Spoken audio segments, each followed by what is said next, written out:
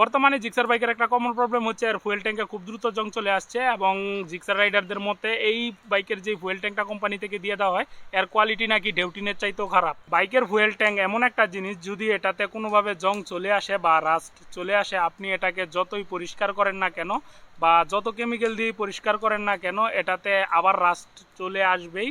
এটা শুনতে খারাপ শোনা গেল, এটাই চরম বাস্তব। বাইকের ফুয়েল ট্যাঙ্কে যদি জং বা রাস্ট চলেই আসে, সেই ক্ষেত্রে এরকম একটা ফিল্টার আপনার বাইকের ফুয়েল সিস্টেমে আপনি ইনস্টল করে নিতে পারেন।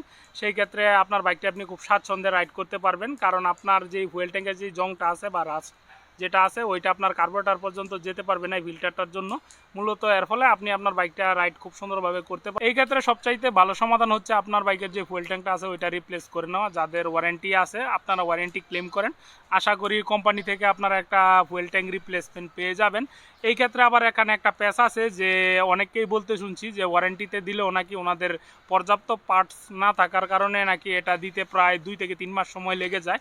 তো যাই হোক, এটা হচ্ছে কোম্পানির ব্যক্তিগত পলিসি, তারা তাদের বাইক রাইডার বা ইউজারদের কীরকম ফিডব্যাক দিবে এটা তাদের বিজনেস পলিসির ব্যাপার। এ ব্যাপারে আমার বলার আসলে কিছুই না। আমাদের দেশের জ্বালানির অবস্থা খুবই বাজে, তাই চেষ্টা করবেন যে খুবই ভালো একটা পাম্প থেকে সবসময় ফুয়েল নেওয়ার জন্য।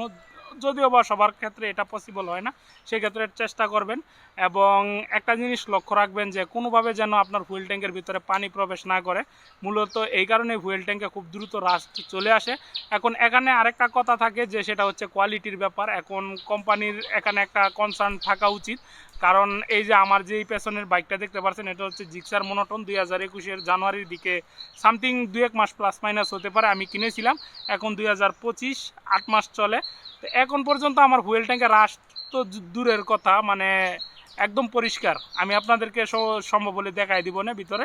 তো যাই হোক, এই ব্যাপারটা আপাতত সাইডে রাখি। তো একটা জিনিস লক্ষ্য রাখবেন যে কোনোভাবে যেন আপনার ফুয়েল ট্যাঙ্কের ভিতরে পানি প্রবেশ না করে, এবং বৃষ্টি বা কাদার মধ্যে যখন আপনার বাইকটি আপনি রাইড করবেন বা বাইকটা যখন ওয়াশ করার পর বাইকটা যখন শুকিয়ে যাবে তখন ফুয়েল ট্যাঙ্কের ক্যাপটা খুলবেন, খুলে আশপাশটা একটু মুছে দেওয়ার চেষ্টা করবেন। সবথেকে ভালো যদি WD-40 মেরে রাখতে পারেন, এবং যদি আপনার কাছে WD-40 না থাকে সেক্ষেত্রে আপনার যে পুরা মোবিলটা আছে ওইটা একটা ন্যাকড়ার মধ্যে নেবেন, নিয়ে খুব সুন্দরভাবে এই সাইডটা যদি আপনি একটু মুছে আবার একটা পরিষ্কার ন্যাকড়া দিয়ে মুছে রাখেন, সেই ক্ষেত্রে এই জায়গাটাতে রাস্ট পড়বে না বা পানি হবে। বলার চেষ্টা করছি, আশা করি ভিডিওটা আপনাদের উপকারে আসবে। যদি ফেসবুক থেকে দেখে থাকেন তাহলে আমার ফেসবুক পেজটা একটা ফলো দিয়ে রাখতে পারেন, আমি রিলেটেড ভিডিও আপলোড করি। এবং যারা ইউটিউব থেকে দেখছেন চাইলে আমার চ্যানেলটা সাবস্ক্রাইব করে রাখতে পারেন, এবং ভিডিওটা যদি আপনাদের ভালো লেগে থাকে তাহলে একটা লাইক দিয়ে দিন, এবং আপনাদের মূল্যবান মতামতগুলো কমেন্ট বক্সে জানাতে পারেন।